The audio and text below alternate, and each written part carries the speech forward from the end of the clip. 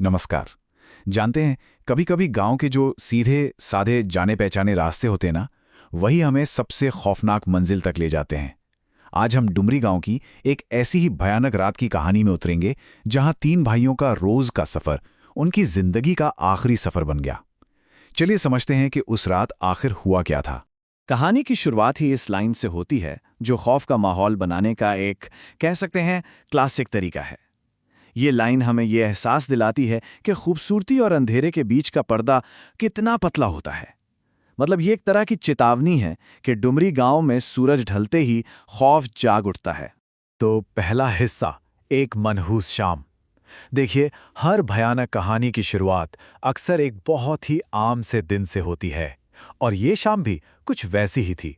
एक रोज का काम, जो एक बहुत ही भयानक मोड़ लेने वाला था। तो मिलिए इन तीन भाइयों से, भानु, रितेश और सबसे छोटा किशन।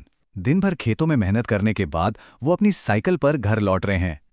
सब कुछ रोज जैसा ही है, पर उन्हें क्या पता था कि ये उनकी आखिरी सामान्य शाम होने वाली थी।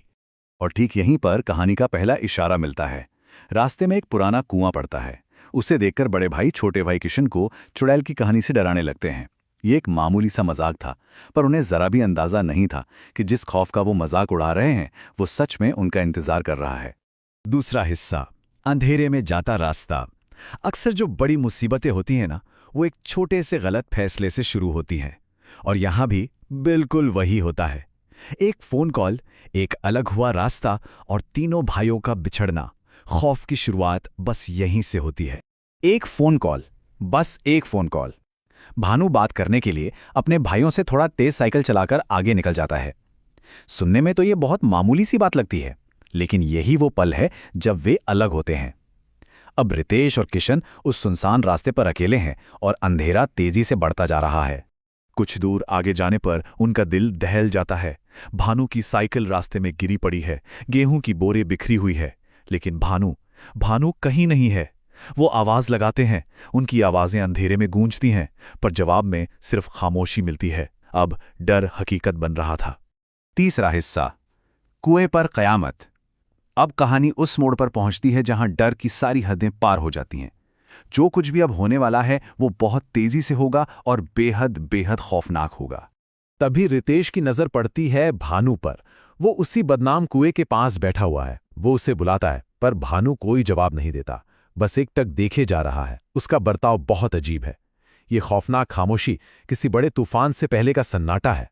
ये सब कुछ बस कुछ पलों में रितेश की आंखों के सामने हो जाता है। पहले भानु अचानक से कुएं में गिर जाता है, फिर कोई अनदेखी ताकत उसे पानी के अंदर खींच लेती है। इससे पहले कि रितेश कुछ समझ पाता, वो देखता है कि किशन भी उसके पास नहीं है। वो गायब हो चुका है। और फिर किशन पेड़ के पीछे से निकलता है। उसकी आंखों में कोई भाव नहीं है, वो जैसे किसी के वश में हो, और वो सीधा दौड़कर कुएं में कूद जाता है। ये किशन के आखिरी शब्द थे, अपने भाई को बचाने की एक बेबस पुकार, जो रितेश के कानों में शायद हमेशा के लिए गूंजती रह जाएगी। ये एक पल इस कहानी की पूरी ट्रेजेडी को बयां कर देता है। चौथा हिस्सा, एक प्राचीन शैतान की कथा। दो भाई जा चुके हैं। रितेश अकेला है, खौफ में है। सवाल यह है कि ये सब कर कौन रहा है? क्या ये सच में कोई चुड़ैल है, या उससे भी कहीं ज्यादा पुरानी और खतरनाक कोई चीज?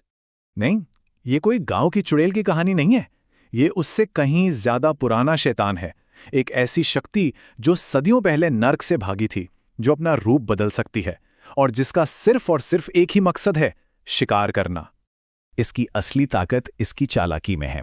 ये कोई भी रूप ले सकती है, जैसे उसने एक औरत का रूप लेकर भानु को अपनी ओर खींचा। इसका सिर्फ एक स्पर्श ही इंसान को वश में करने के लिए काफी है, बिल्कुल वैसे ही जैसे उसने पहले भानु और फिर किशन के साथ किया। और सबसे खतरनाक बात, आपके डर से ही इसे ताकत मिलती है। और अब पांचवा हिस्सा, अकेला जिंदा बचा शख्स। अब कहानी वापस रितेश पर आती है, जो इस पूरी कयामत का अकेला गवाह है।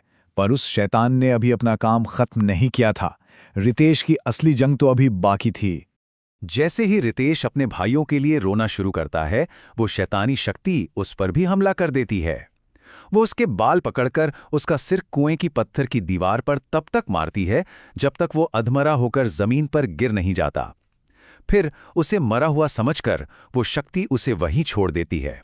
और यह है उस खौफनाक रात का नतीजा।